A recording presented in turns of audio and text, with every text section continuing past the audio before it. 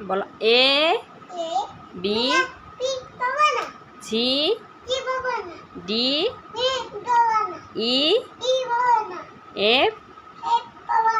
G H I J K বলো সরো পড়তে হবে আম্মু না পড়লে তুমি তো স্কুলে যাইতে পারবে না তুমি স্কুলে যাবে না যাবে তা তুমি নানুর বাসায় যাবে কার বাসায় যাবে আপুর বাসায় তোমার নানু কই বলো দেখি ঘুমাইছে তোমার মামা কই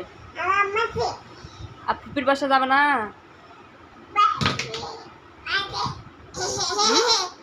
আম্মু শোনো মোটু তুমি মোটু